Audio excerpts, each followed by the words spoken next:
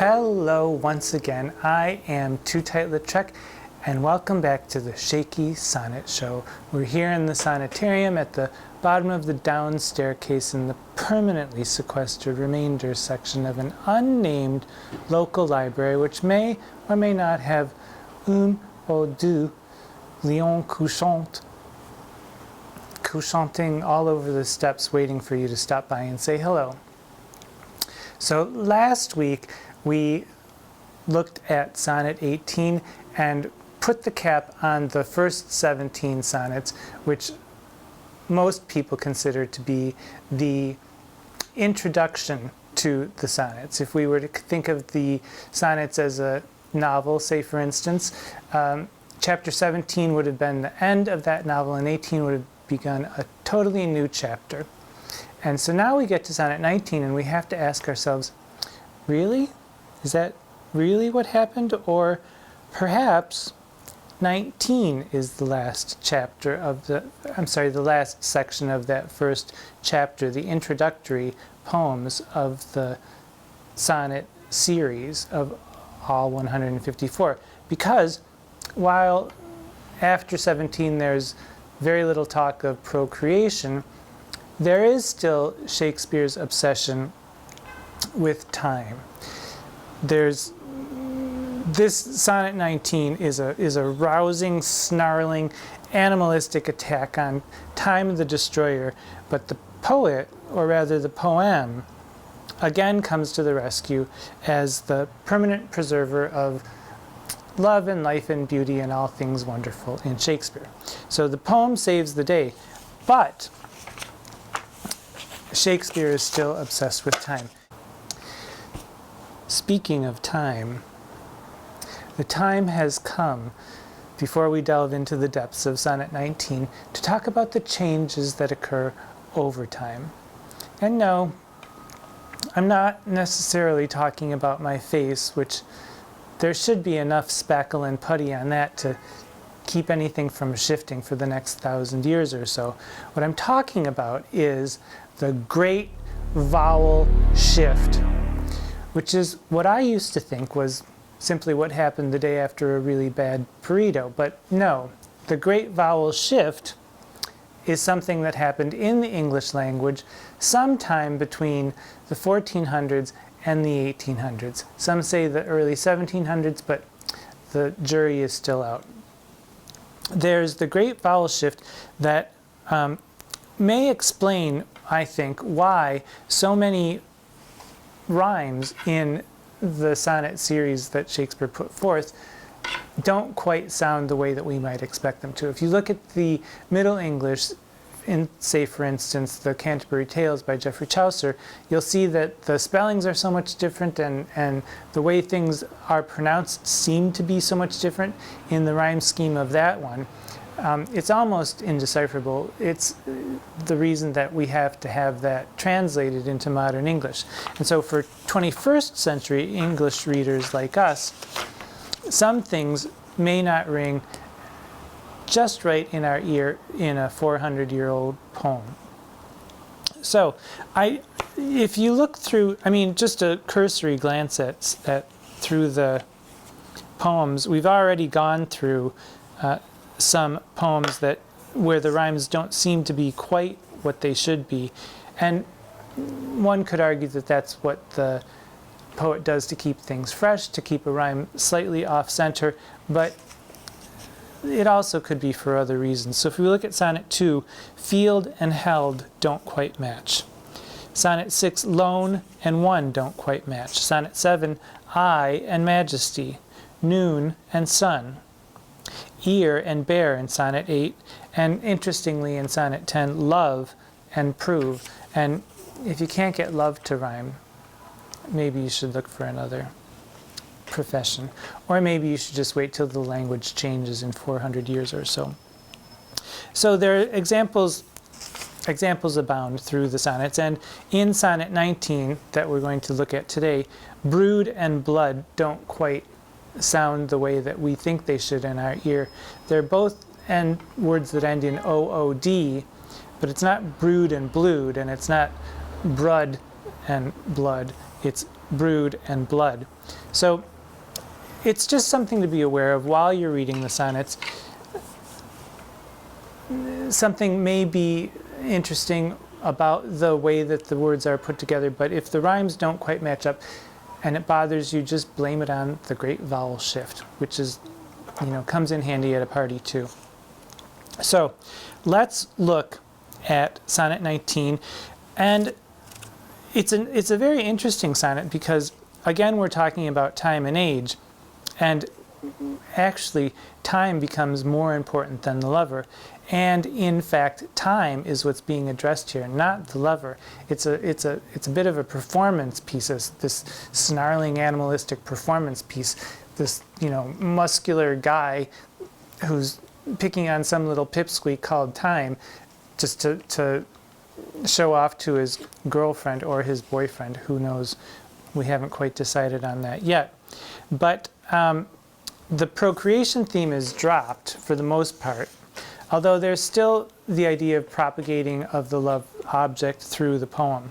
So we'll look at this, Sonnet 19. Let's just hear it, and then we'll discuss it a little bit more.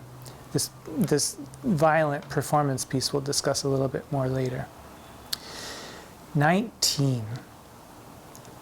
Devouring time.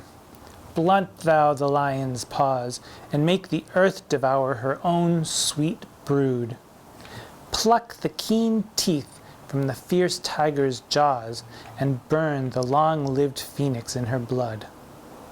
Make sad and sorry seasons as thou fleet'st, and do whate'er thou wilt, swift-footed time, to the wide world and all her fading sweets. But I forbid thee one most heinous crime. Oh, carve not with thy hours my love's fair brow, nor draw no lines there with thine antique pen. Him in thy course untainted do allow, for beauty's pattern to succeeding men. Yet do thy worst, old time. Despite thy wrong, my love shall in my verse ever live young. And I'll tell you right now that I mispronounced something in line 10. I said thine antique pen, which apparently was pronounced antic, but my memory's not what it used to be. And it looks like antique, so I pronounced it antique. But you should hear antic, so that there's this double meaning to it. Not just an antique pen like an old writing instrument, but also an antic pen that willy-nilly carves wrinkles on people's foreheads as it goes about its business. So, right at the beginning, devouring time. What a wonderful way to start with that very hard D and the very hard T, and time is capitalized, so we know that we're talking to some anthropomorphized idea of time. Devouring time. And it's all imperatives. Blunt thou the lion's paws. Even lions' paws get blunt as they grow old. Make the earth devour her own sweet brood. The seasons come and the seasons go. The harvests come and then they rot and die. That's what make the earth devour her own sweet brood is. Pluck the keen teeth from the fierce tiger's jaws, which is just a wonderful line and a wonderful image. The idea of someone just like yanking out a tooth from the tiger, because in fact time does do that. Over time, even a tiger will lose its teeth and die of old age and maybe of hunger because it can't eat anymore. And burn the long-lived phoenix in her blood. The phoenix, which is a mythological bird that's supposed to self-destruct and then in a flaming glory, like I used to do in my youth, but then resurrect into the beauty that is the new phoenix. And time can do all of this, is what the narrator is saying.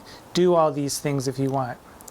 Make glad and sorry seasons as thou fleet'st, as you go through your day and skip along and destroy things as you go. Do whatever you will. Seasons will come, seasons will go, and I see you're the time to the destroyer.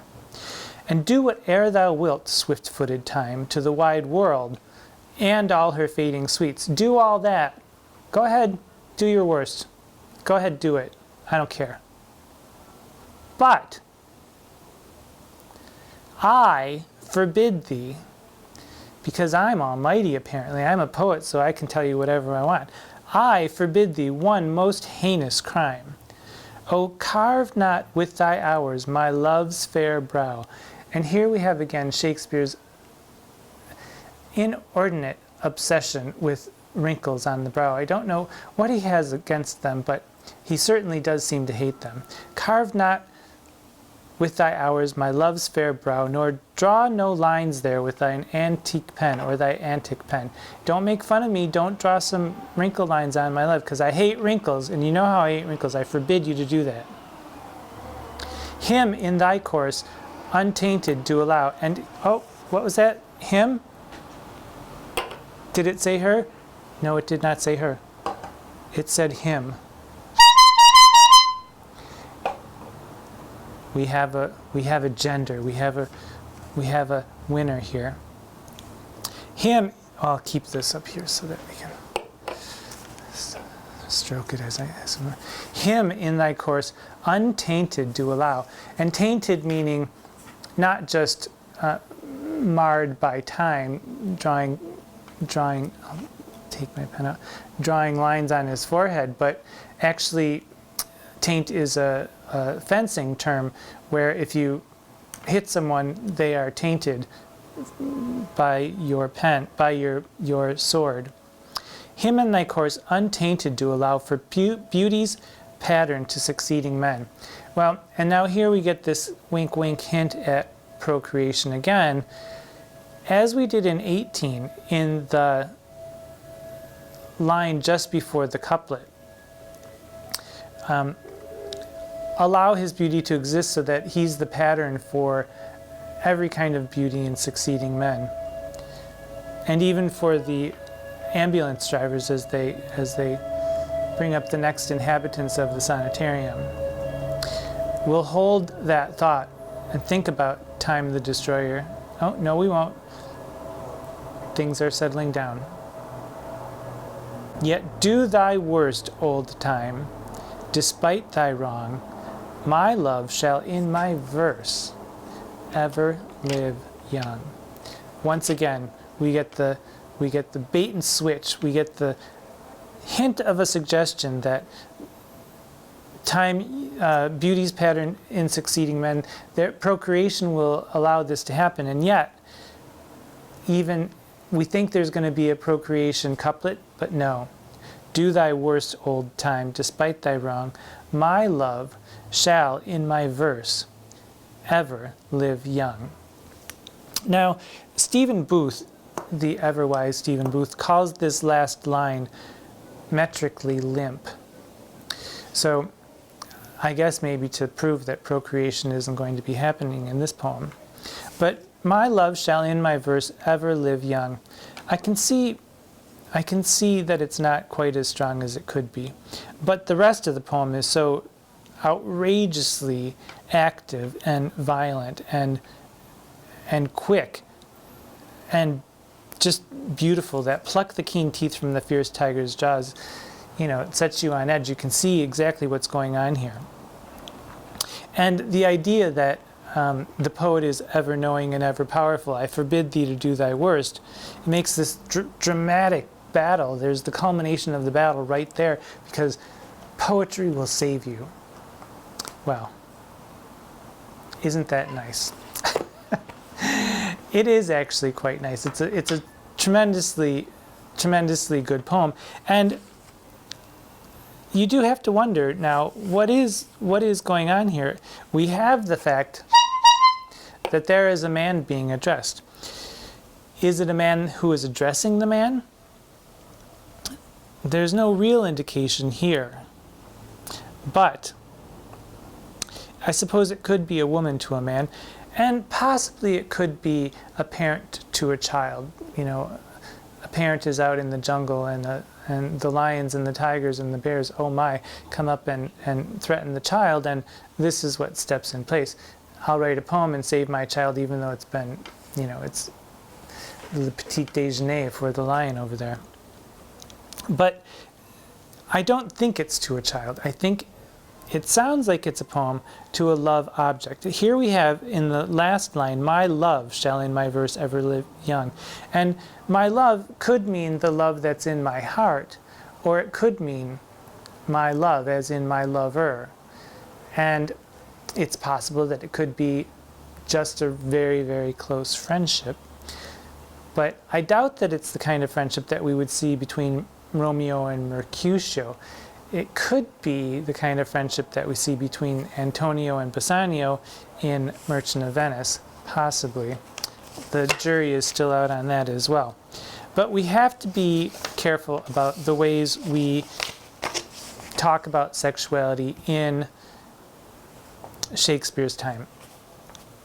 I just wanted to remind you that Alan Bray says in his wonderful book, Homosexuality in Renaissance England, that to talk of an individual of this period as being or not being a homosexual is an anachronism and ruinously misleading.